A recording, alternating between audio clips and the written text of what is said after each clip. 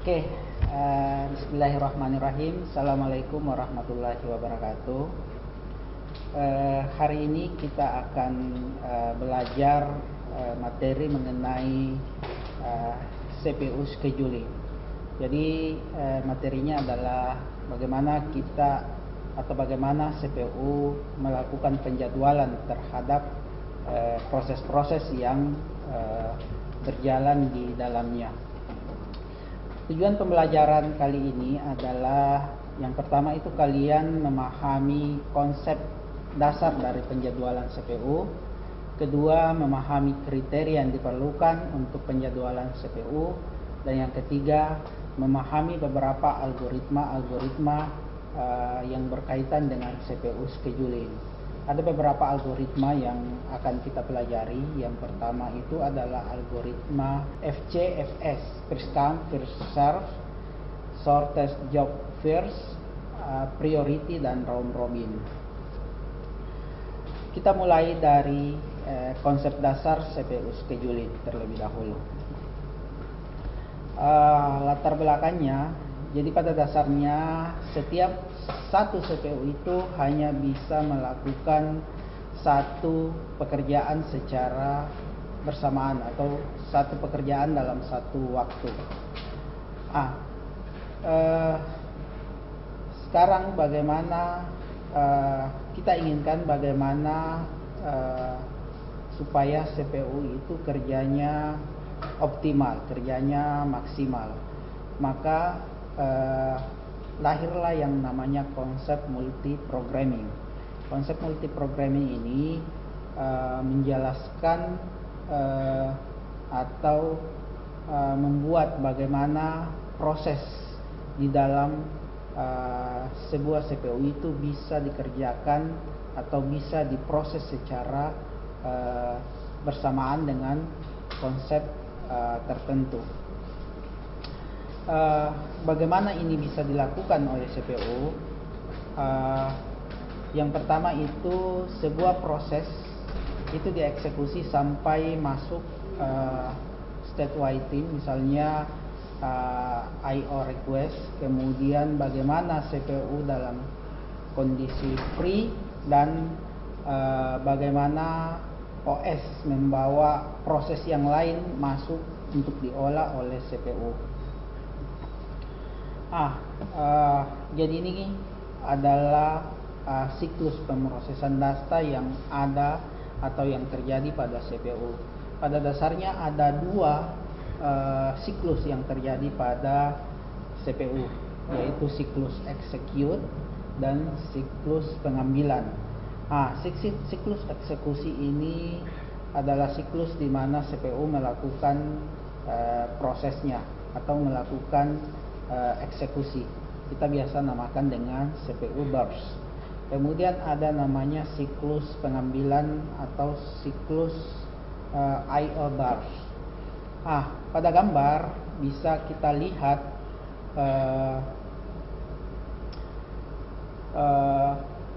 bagaimana proses yang terjadi pada CPU. Jadi CPU kadang mengalami yang namanya idle time pada saat dia menunggu siklus IO burst ini, sehingga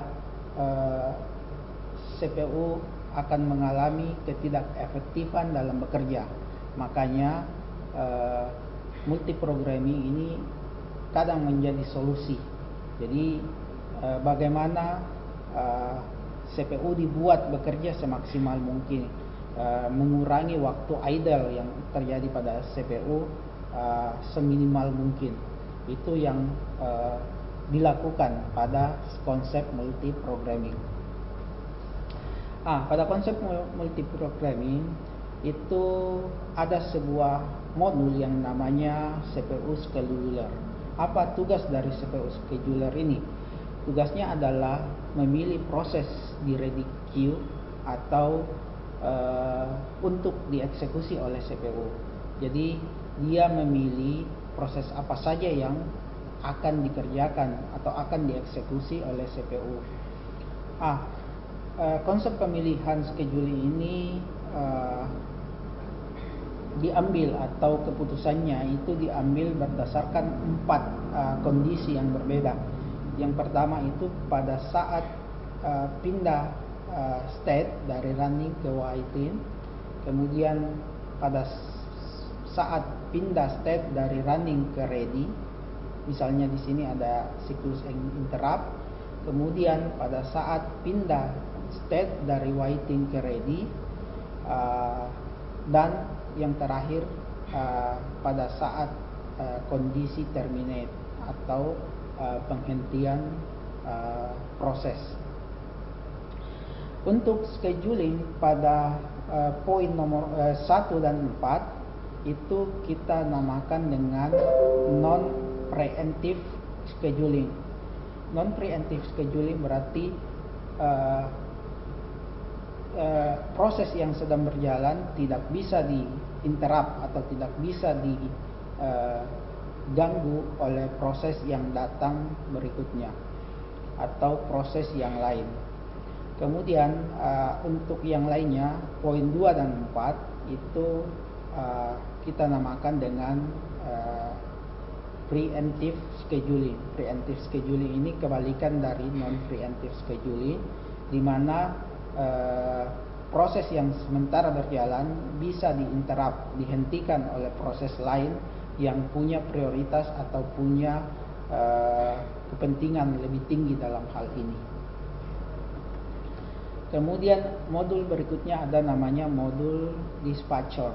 Modul dispatcher ini memberikan kontrol CPU ke proses yang dipilih oleh short time scheduler. Di sini meliputi misalnya proses switching atau konteks pemindahan, kemudian pemindahan atau switching ke user mode dan sebagainya. Dispatcher latency di sini adalah waktu yang dipakai dispatcher untuk menghentikan sebuah proses dan menjalankan proses lainnya. Next, berikutnya adalah scheduling kriteria. Jadi kriteria penjadwalan. Ada beberapa kriteria dalam scheduling atau dalam penjadwalan. Yang pertama itu adalah CPU utilization. CPU utilization ini adalah seperti yang saya jelaskan tadi, bagaimana supaya CPU itu sesibuk mungkin, bagaimana supaya waktu idle yang dimiliki oleh CPU itu semakin sedikit. Yang kedua, kriteria yang kedua namanya throughput. Throughput di sini adalah jumlah proses yang selesai dieksekusi per unit waktu. Kemudian yang ketiga adalah turnaround time. Turnaround time ini adalah jumlah waktu yang diperlukan untuk mengeksekusi sebuah proses. Kemudian berikutnya adalah waiting time. Waiting time adalah jumlah waktu sebuah proses harus menunggu di ready queue. Kemudian yang terakhir adalah response time. Response time adalah jumlah waktu yang dibutuhkan dari pertama kali eksekusi dikirim sampai respon pertama muncul. Jadi bukan output akhir. Kapan sebuah scheduling dikatakan optimal? Jadi scheduling atau penjadwalan dikatakan optimal jika satu, CPU utilization-nya maksimal. Yang kedua, throughput-nya maksimal. Kemudian turnaround time-nya minimal. Dan waiting time dan response time juga minimal. Kemudian berikutnya adalah algoritma penjadwalan. Ada banyak jenis algoritma penjadwalan, namun pada saat ini kita akan belajar beberapa. Yang pertama itu adalah algoritma FCFS atau singkatan dari first come first serve. First come first serve ini adalah algoritma scheduling yang akan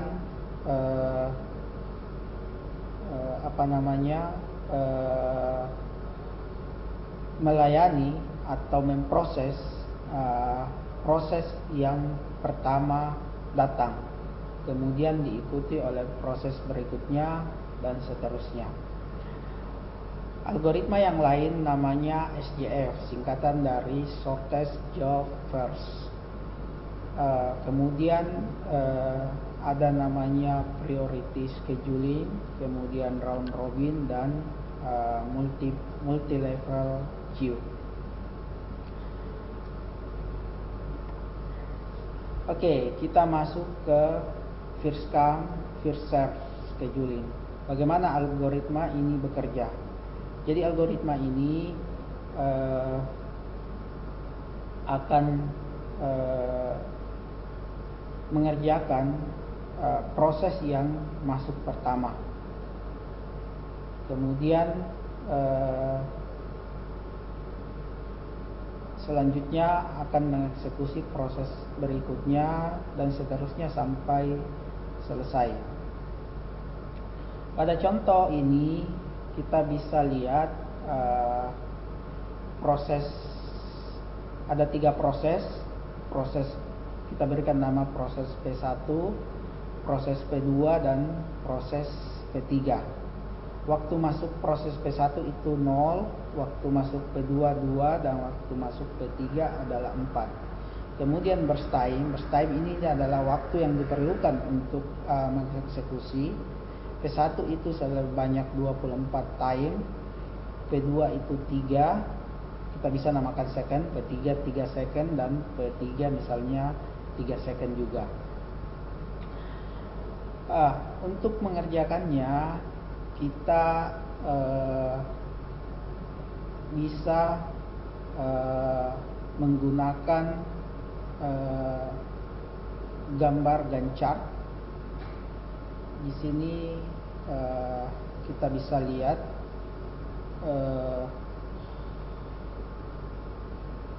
jadi akan dieksekusi P1 dulu, kemudian sampai 24 waktu, kemudian masuk P2 dieksekusi, kemudian P3 dieksekusi. Kemudian kita bisa menghitung waiting time-nya. Waiting time di sini adalah seperti yang saya jelaskan tadi, adalah waktu yang diperlukan untuk dari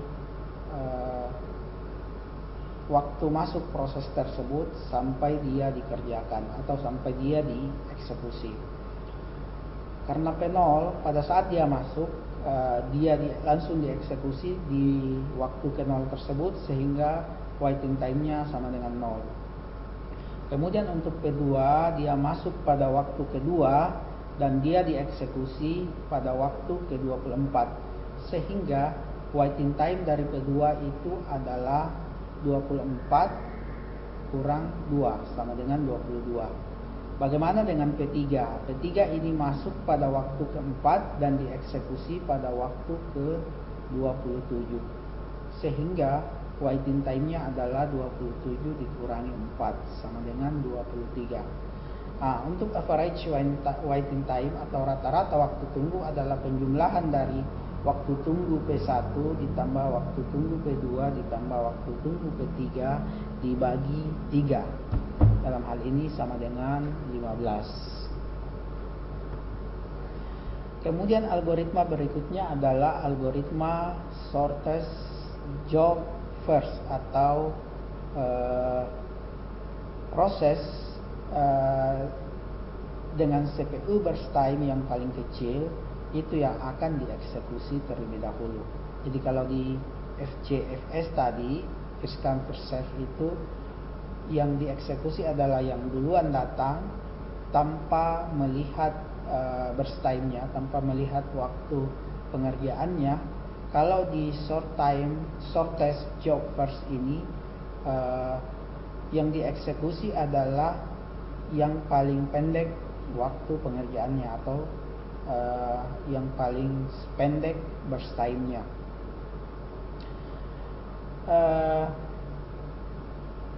Kalau dilihat di sini SJF akan memberikan hasil scheduling yang lebih optimal dibanding SCSF. Berdasarkan kapan keputusan scheduling dilakukan, SCF dibagi menjadi dua. Yang pertama itu adalah non-preemptive SJF scheduling, kemudian yang kedua adalah preemptive SJF scheduling. Kita lihat yang non-preemptive SJF scheduling. Algoritmanya adalah yang pertama itu dia akan menjalankan proses dengan burst time terkecil sampai masuk state waiting. Kemudian yang kedua, pilih dan jalankan proses dengan burst time terkecil berikutnya.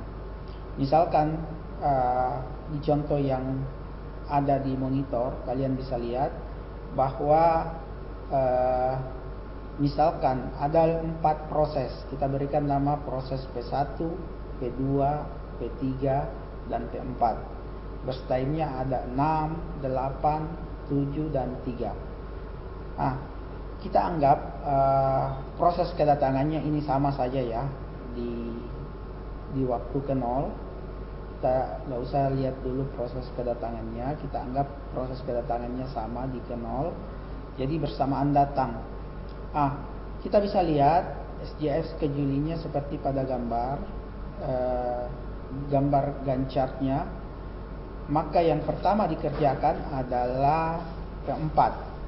P4 di sini, kenapa P4? Karena P4 di sini memiliki burst time paling kecil, yaitu 3. Maka P4 akan dikerjakan dari 0 sampai 3.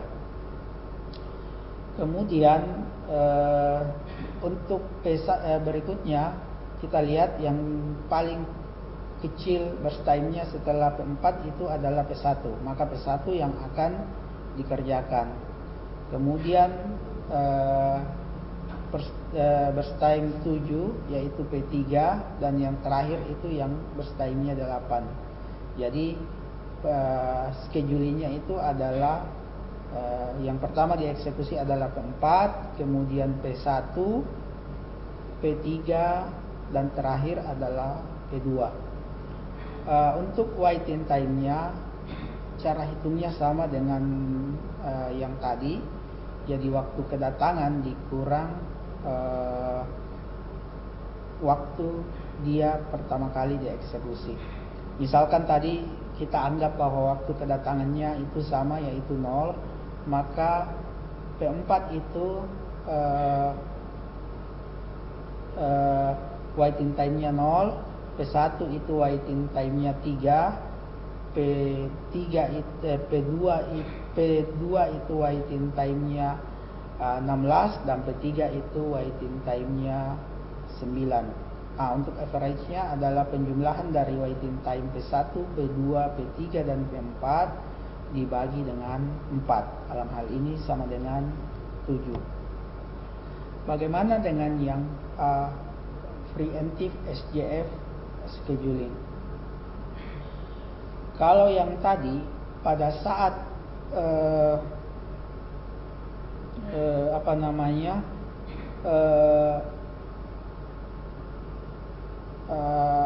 sebuah proses telah berlangsung atau telah berjalan, walaupun datang proses berikutnya yang punya burst time lebih kecil, lebih kecil, proses tersebut tidak bisa lagi menginterupsi proses yang telah berjalan. Nanti proses yang sudah berjalan selesai, baru proses berikutnya bisa masuk. Jadi algoritmanya adalah pertama jalankan proses dengan burst time paling kecil yang telah masuk pada waktu itu. Tanpa menunggu state berubah, waiting, cek burst time dari proses yang baru masuk atau T new. Kemudian jika T new lebih kecil dari burst time proses sekarang, maka dia akan langsung pindah untuk mengeksekusi ke proses yang baru. Sebagai contoh, kalian bisa lihat di layar. Di situ ada 4 proses. Kita namakan P1, P2, P3, dan P4. Kemudian waktu masuk untuk P1 itu 0, waktu masuk P2 itu 1, waktu masuk P3 itu 2 dan waktu masuk P4 itu 3. Kemudian burst time-nya untuk P1 itu 8, P2 itu 4, P3 9 dan P4 itu 5. Kita bisa lihat pada gambar preemptive SJF gancaknya. Pada waktu ke 0 itu yang ada di antrian itu baru P1 dengan burst time 8, maka P1 akan langsung dieksekusi di waktu ke 0. Pada waktu ke 1 masuk P2 dengan burst time 4, maka pada waktu ke 1 ini akan dibandingkan antara P1 dengan P2. P1 yang tersisa pada saat 1 itu burst time-nya masih ada 7, sedangkan P2 burst time-nya masih ada yang baru masuk itu ada 4, sehingga yang baru masuk ini lebih kecil daripada yang sedang berjalan. Maka P1 akan dihentikan, akan diinterrupt oleh P2. Jadi pada waktu ke 1 P2 akan bekerja sampai masuk P3. P3 masuk di waktu kedua, maka akan dibandingkan lagi burst time antara P2 dan P3 dengan yang baru masuk. Di sini kita bisa lihat P3 yang baru masuk burst time-nya lebih kecil dari P4, dari P2 yang masih berjalan, sehingga P2 akan tetap dieksekusi dan P3 yang baru masuk itu menunggu. Sampai selesai P2 di waktu ke-5, maka akan dieksekusi. Masuk lagi ada P4 lagi masuk di waktu ketiga, kemudian dibandingkan lagi dengan P2, ternyata P2 masih lebih kecil, sehingga sekarang di antrian menunggu P1 yang tersisa 7, kemudian P3 9 dan P4 5. Setelah waktu kelima P2 selesai, maka dilihat lagi yang paling kecil. Ternyata yang paling kecil burst time-nya di sini adalah P4, maka P4 yang akan dieksekusi sampai selesai, yaitu sampai di waktu ke-10. Setelah itu akan dilihat lagi yang paling kecil di antrian yang tersisa antara P1 dengan P3. P1 yang tersisa ada 7, kemudian P3 9, maka yang dieksekusi adalah P1. Dari 10 sampai ke 7 dieksekusi. Selanjutnya yang terakhir P3 akan dieksekusi sampai selesai, yaitu di waktu ke-26. Untuk waiting time-nya sama, jadi waktu dia dieksekusi dikurangi waktu dia masuk. Di sini cara menghitungnya sama, kemudian waiting time-nya juga sama, average waiting time-nya sama. P1 ditambah waiting time P2 ditambah waiting time P3 dan tambah waiting time P4 dibagi dengan 4. Kemudian yang berikutnya ada priority scheduling. Priority scheduling ini adalah scheduling atau penjadwalan yang diberikan ke setiap proses dengan tingkat prioritas yang lebih tinggi. Jadi CPU mengeksekusi dulu proses dengan prioritas tertinggi, kemudian turun ke prioritas yang ada di bawahnya. SJF adalah bentuk priority scheduling, di mana prioritasnya adalah inverse dari estimasi nilai berikutnya. Kita langsung saja lihat bagaimana priority scheduling ini bekerja. Jadi misalkan saya berikan contoh, ada 5 proses. Kita berikan nama proses P1 sampai proses P5. Burst time-nya bisa dilihat. Kemudian priority-nya itu P1 itu priority-nya 3, P2 priority-nya 1, P3 4, 5 dan P5 2. Berdasarkan priority ini, maka yang harus dieksekusi atau harus dikerjakan pertama itu adalah P2. Kemudian karena dia memiliki priority 1, kemudian disusul oleh P5 yang memiliki priority 2, selanjutnya P1 priority 3, P3 priority 4, dan terakhir itu P4 dengan priority 5. Sehingga gancarnya bisa dilihat seperti gambar yang ada pada slide saya. Untuk perhitungan waiting time dan average waiting time itu sama dengan caranya dengan yang sebelumnya. Kemudian yang terakhir adalah round robin. Algoritma round robin ini adalah dia akan mengeksekusi setiap proses itu dalam waktu atau quantum time tertentu. Jadi di sini setiap proses mendapat alokasi waktu untuk dikerjakan, biasanya dinamakan dengan quantum time. Quantum time ini biasanya sekitar 10 sampai 100 milisecond. Proses dimulai dari proses yang pertama masuk. Setelah quantum waktu proses pertama habis, eksekusi berpindah ke proses berikutnya sampai waktu quantum key-nya juga berakhir, dan seterusnya. Proses sebelumnya ditempatkan di akhir ready key. Jika waktu quantum sama dengan key dengan end proses di ready key, maka setiap proses mendapat menunggu paling lama n kurang 1 key untuk waktu. Di sini butuh timer untuk interrupt setiap kuantum agar proses berikutnya bisa dijadwalkan.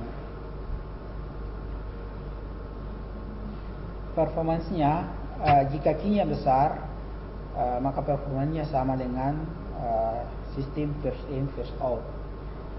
Jika key-nya kecil, key harus lebih besar dengan waktu perpindahan supaya waiting time tidak menjadi sangat besar. Sebagai contoh bisa dilihat di layar. Saya berikan contoh round robin dengan quantum time sama dengan 4. Kemudian ada 3 proses, P1, P2 dan P3 dengan burst time 24 untuk P1, 2 untuk P3 dan 3 untuk P3. Sehingga kita bisa lihat gancar seperti berikut. Yang pertama dieksekusi itu adalah P1. P1 akan dieksekusi dengan quantum time 4, maka dia akan dieksekusi dari 0 sampai 4. Sehingga setelah itu akan dieksekusi P2 dengan quantum time 4. Tapi karena burst time-nya hanya 3, maka dia akan dieksekusi sampai waktu ke-7. Sementara P1 menunggu di antrian dengan sisa burst time 20. Kemudian di waktu ke-7 P3 akan dieksekusi. Karena burst time-nya juga lebih kecil dari quantum time, maka dia hanya dikerjakan sampai waktu ke-10 karena burst time-nya hanya 3. Selanjutnya P1 akan dikerjakan sampai dari 14 sampai 18, tapi karena tidak ada lagi proses yang lain maka P1 akan lanjut sampai selesai. Round robin ini banyak digunakan karena dia waktu tunggu dari setiap proses ini biasanya akan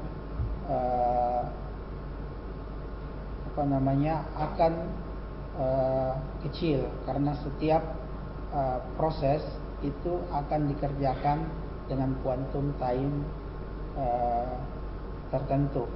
Untuk round robin ini biasanya akan dipikirkan quantum time-nya sehingga dia bisa mendapatkan performance yang optimal. Oke, demikian penjelasan saya mengenai konsep penjadwalan pada CPU. Mudah-mudahan bisa dipahami. Lebih dan kurangnya mohon dimaafkan. Assalamualaikum warahmatullahi wabarakatuh.